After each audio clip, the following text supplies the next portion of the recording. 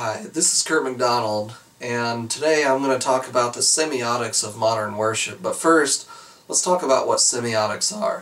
Semiotics are basically reading the signs of life. Every single day we go through life and we read signs. We read signs on television, we read signs on the street when we're driving, we read signs in the grocery store to find where we need to go, to find certain items. Semiotics involves all those signs, but more in depth, it's reading the signs of life. Knowing what to do, when to do it, how to read people, how to read each other, how to read what we're supposed to do in our lives, how to read congregations. And in this context, we're using semiotics and the ability to read a congregational perspective. There's been a lot of conflict or debate in recent history in the modern church over traditionalist music or worship compared to modern worship.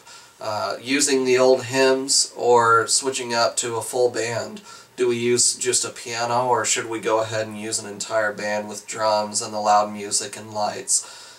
These are the two paradigms we're struggling with right now. Semiotics can help us understand what's best for what situation and in what congregation. And on top of this, there's been a struggle with wanting to maintain tradition, but also keep relevancy, to where the traditionalists, as I like to call them, they want to maintain relevancy so that their children or their children's children do not become disinterested in the church. They want to maintain that relevancy, but they also want to maintain their tradition because it's what they're used to, it's what they're comfortable with, maybe even it's what they feel is right with God. So we're going to talk about this today, what a semiotician will do regarding these particular paradigms. So we're working on integrating two different cultures right now, and this has happened before throughout history, even with Crosby and all of her music. She was faced with resentment, she was faced with challenge from authorities in going against the current paradigm. So we're experiencing the same thing today that the writers of our hymnals experienced when they started making their changes. On top of that, I'm also personally involved in a Chinese church who values tradition more so than most American churches would, or most American cultures would. Tradition in China is a time-honored value, all the way back, dating back to their ancient culture. So in my particular setting, semiotics is even more crucial, to be able to read the signs of the congregation and know if I'm being met with resentment or if I'm being met with need or desire, simply by introducing a guitar into worship. Younger generations tend to enjoy more instruments. They enjoy the live performance, the stage play, while traditional generations tend to enjoy simply a piano or maybe even an acoustic guitar, depending on the context of the organization. Change can be welcomed if it's introduced properly, and it takes a semiotician to know when change is proper and when it's not. So there's a process to this, and I learned from experience at another church that I worked at that you can't force change, and you can't force it too rapidly. You can be met with resentment. A semiotician will walk into a setting and be able to recognize if change is something that's absolutely desired and welcomed, or if change is something that's been met with resentment, or maybe even just uncomfortability in the past. Semioticians are able to read the signs, and they know the signs of the church. Knowing the signs of the church and the people's needs is part of what makes a semiotician great. In my opinion, semioticians should have a high EQ. That's the emotional intelligence rating. They should be able to read the signs of people and know what's important to those people and what's not important to those people, and be able to evaluate and gauge responses. For example, playing a guitar at a church that's only had a piano for a long time, is that something that's been met with appreciation or resentment? Being able to feed from what the congregation is giving, whether that is awkward silences, whether that's bitter faces of resentment. semioticians should be able to recognize those awkward silences, the tensions, the facial recognitions, the vocabulary, the way that that vocals are used, whether the tone is a positive tone or a negative tone, or maybe even just recognize the gestures in a person. The emotional gestures, if somebody's kind of timid and a little bit afraid, they can kind of do this thing, or whether somebody's strong and a proponent where they can lean in with intensity. A semiotician should be able to recognize this. That's why I state that a strong semiotician or an astute semiotician would have a high level of EQ. So taking direction can be frightening in a church. I'm going to cover churches particularly that are leaning away from the change, because if change is welcomed, then you can introduce it, you can start making changes.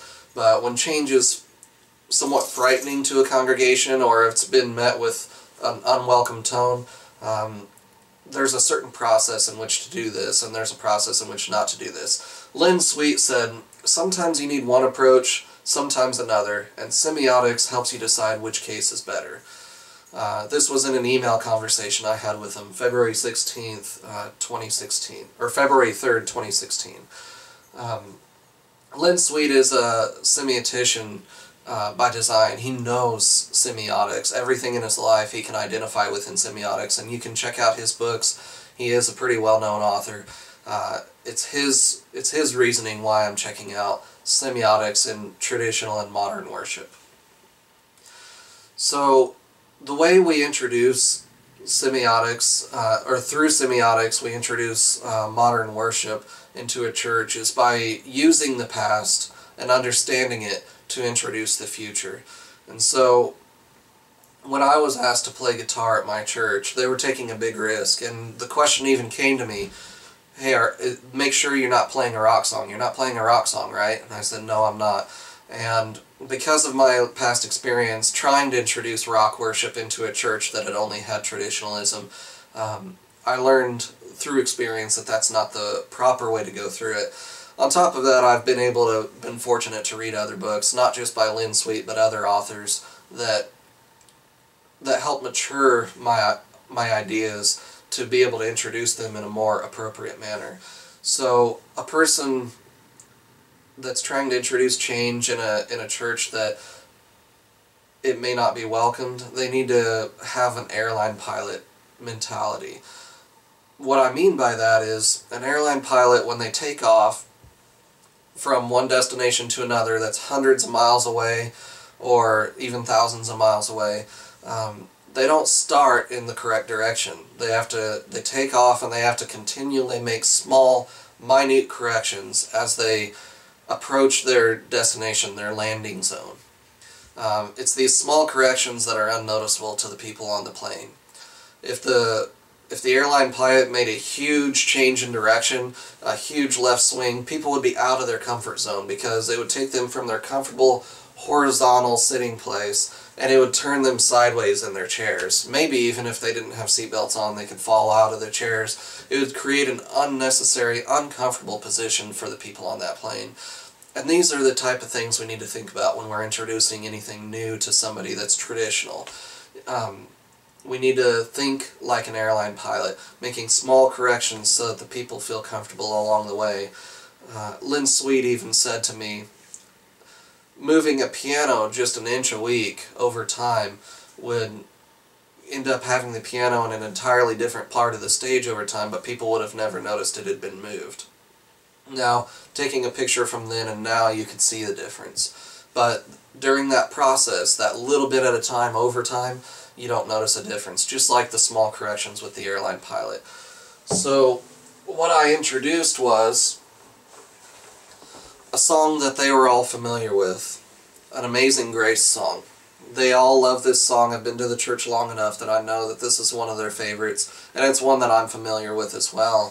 So rather than introducing something entirely new to this congregation, something that they weren't aware of, I wanted them to feel the comfort of a song that they were familiar with.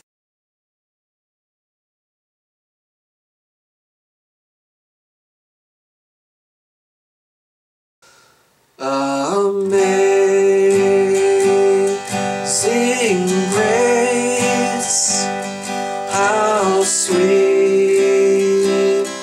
the sound that saved a wretch like me.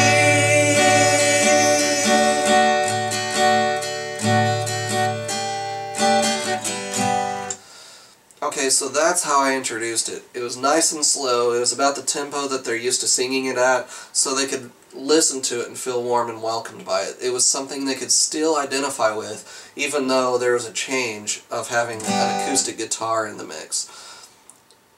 A person could even go a little slower and just play the single strings of Amazing Grace. Amazing Grace, how sweet the sound. There's a lot of different ways to do this. Both have their almost romantic feel to them, whether it just be chords nice and slow or the single string playing chords. What would not have been welcomed would have been a more upbeat tempo. Even using the exact same chords, I could have made an unwelcome change by doing too much at one time, such as Amazing Grace, how sweet the sound that saved a wretch like me.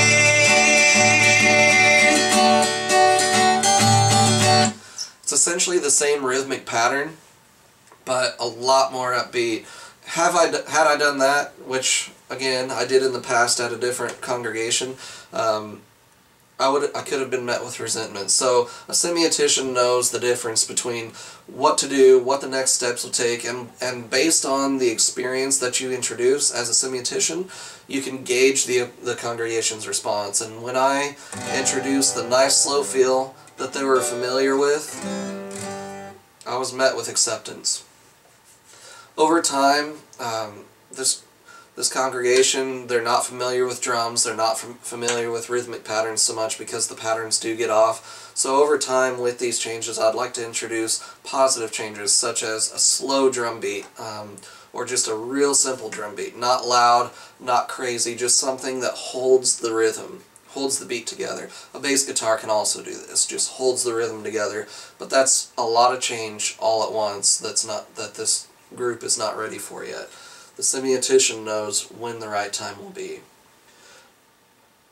Next, I could have done even more with the Amazing Grace song. I was told that I could rewrite Amazing Grace in a different way that would integrate modern culture with traditional culture. It would be a traditional song with modern music, but that would be too large of a change all at once. What I could have done something like the power chords, which is specifically what they asked me not to do when they asked, are you playing a rock song or not? Power chords traditionally are more for rock music. But you could take something, the same chords of Amazing Grace, which is G, C, D primarily. You could take it and put it into power chords instead and create an entirely different feel like this. Amazing Grace, how sweet the sound that saved a wretch like me. That's more of a rock feel, and on an acoustic guitar it sounds less awesome than what an electric guitar could be, but you get the picture. Power chords would have introduced an entirely different feel that the congregation was not accustomed to. And again, I'm trying to make small corrections like an airline pilot, so that would have been too much change all at once. Even though it's a song they're familiar with, it's something that could not have worked out for them. On top of that, I could have made it really grunge with the power chords and kind of put a raspiness or almost a scream in my voice to make it really modern and almost underground, but again, this congregation isn't ready for anything like that. So the point of this is use semiotics, study semiotics to understand the signs of people, the signs of the church, the signs of the congregation, the particular needs that are happening within your congregation. Use semiotics to help you understand that. EQ is something that you can develop. There's books to help you develop that. That's, again, the emotional intelligence, being able to read the signs of people. There's even TED Talks that cover this. There's a lot of ways to get the information you need, and an astute semiotician will understand the signs of the times of the past, the present, and the future. There's no cure-all. I need to say this for my conclusion. There is no cure-all for this. There's no magic formula that works for everything. That's why a semiotician is so important, because there's not a magic formula that says this is the step that you need to take at this time. This is the next step. This is how much change needs to happen. There is no formula. Since people are different, every person is individually unique, you have to be able to understand and read the signs of the people, the congregation, and understand what's appropriate in this setting. Since there's no one person that's alike, there's no set formula that can be in place. Examine and study and find out what it is that your congregation needs, and let semiotics be used to your advantage.